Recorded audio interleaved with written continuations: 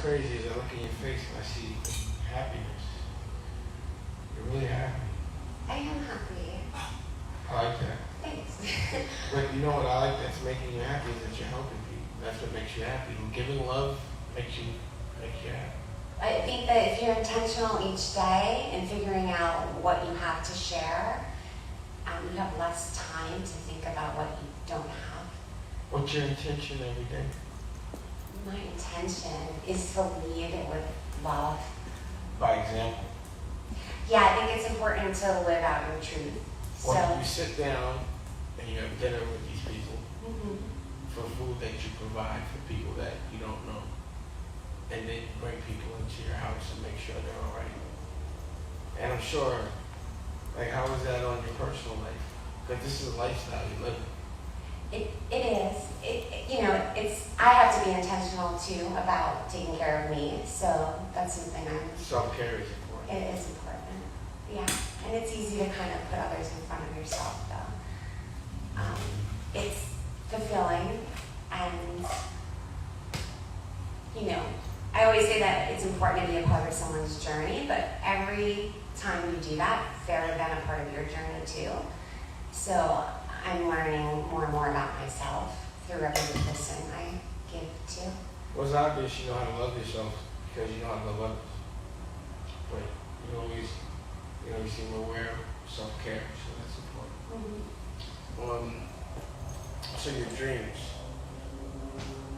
and what you're doing immediately, what would your dreams be for this after that? I mean, really right now, affordable housing there's just a huge need for that. So housing is important to me. So housing first. For people to live? Yeah. Do you have a place in Newark for people to live? I don't, no. Do you have like a land or something that needs to be acquired so we can provide that for people? I could find some. I would love for you to do that. Yeah. It's very needed. Very needed. Yeah, we don't just want to be a band-aid, we want to be a solution so people can heal. Right. So for people that are homeless, in your brain, how do we heal them so that they're not homeless?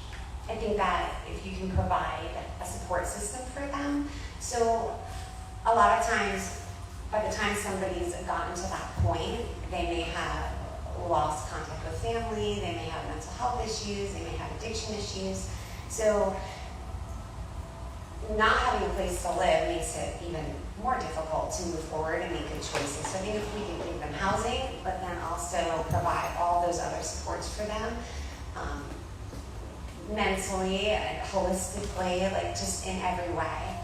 Get them back whole. Yeah. So a lot of them have triggers and probably unrecognized trauma that's gotten to that place where they feel comfortable there. Yeah, it's survival. I think at some point they just... Fight or flight. Yeah. Yeah, and they forget. So they forget that they're worthy maybe of more. They forget what they used to dream about. So a lot of times if somebody wants to share their story, my hope is in them speaking it, it also reminds them of like who they are, because I don't know if anyone's asked them in a while, what is it you want, or what did you used to dream about, or, they've just adapted. So Newark is it's almost like your sample of what you want to do for the rest of the world, right? Yeah, I started out going into Newark at Penn Station with my girls when they were younger, and we would just sit inside Penn Station. You say your girls, the daughters? Yeah, so that was 8 years ago. So they were 10 and 9. So we would go and sit. So they're 18 and 19 now? Nice. Yeah. We would just bring some sandwiches, sit with people, and make conversation. And then the next time we went back, remember their name and maybe something they had said the time before. And more than the sandwich, we saw that our returning and our connecting with them seemed to really be what gave them hope. And that's kind of how we started Project Kindness. What inspired you to love others so much before yourself? Just curious. What was that click where I have to help? When did this happen? When did it start and why? So before we started Project Kind, we had a family meeting, and the meeting really was to kind of talk about everything we had taken on. What inspired that meeting? My son. Yeah, so adopting him, with that came a lot of challenges. Wait, what made you even adopt? Where did that start? Okay, so Quintel came to us, he was 1. He's a foster child. How did he come to you? I decided to do foster care, What to made you decide to do foster care? share my home and my family. What made you start that thing? I think it's what we're supposed to do. Well, what made you think that, and when did that happen? I don't know, I've always thought that. It's kind of just been something that's I've been drawn to. So I don't know. Do you find that you're different from other people that only care about themselves? I don't know. I guess I'm a little different. You're a lot different. You know, I'm a lot different too, but I know I'm a lot different. And I'd be like, what's wrong with everybody? How do you see things? Do you judge people for not being as evolved as you? No, I never have any expectations of anybody. But people make me sick. That's why I'm so No, people are selfish. I feel like I think that's why I'm trying to create these opportunities. I don't know, you're an angel. You're a superhero. And your light is bright. And I wonder why. There's not many people like us, but there's a connection. And I'm happy to know you. I'm happy to know you. So I like a future in helping others and, looking at Newark as a sample for what we can do for the rest of the world. That would be good. Okay.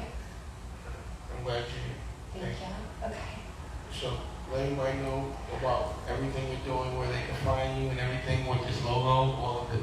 Yeah, so it's if you go on Instagram, it's Project Kind 123. The website's projectkind123.org. We're on Facebook, and there's ways you can donate monetarily, but also our Kindness Closet, you can go and donate items. I follow you, but what's your IG story too? Project Kind 123. Got it. Yeah. At Kind. Project Kind. I like that. You see, come here for a second. Hassan's an artist that I work with. And the one thing I always explain to him, that your dreams won't come true. Well, actually, I'll let him tell you. Come on. What do I always tell you about your dreams and why they're stagnant and what can make them come true quicker? To love others before yourself. Yeah. Don't I keep telling you that? Yes, sir. It's just like a lesson that I feel like I have to teach to everybody. It's like, don't you understand? You won't be wealthy until you know how to love others. Yeah. You have to know how to love yourself first and foremost. But to love yourself means only to know how to love others. Right. And that's what's protected me. And that's what's protected you. I see the light in your eye and the action in what you do. And I appreciate you for that. Thanks, Steve. And I want to empower that and bring light to it and also make it a contagious thing like COVID, but positive. Positive. Okay. Yeah. Yeah, that's good. If you're down with that. I'm down. Okay. All right. So, we're about to get into Nicolette rocking out. What I did, she came through. I was like, nah, I see what she's doing. I'm observing. And I want to empower that and understand how to help. But these are issues. People shouldn't be living and thinking it's all right to not have their own houses. There must be trauma unrecognized that got these people there. We need to recognize and heal. All right. So Nicolette, I'm good here. Okay. John just walked in. Ollie! If you want another awesome video in our Black Excellence series, check out the video right there next to me. I think you'll enjoy it. Continue to believe, and I'll see you there.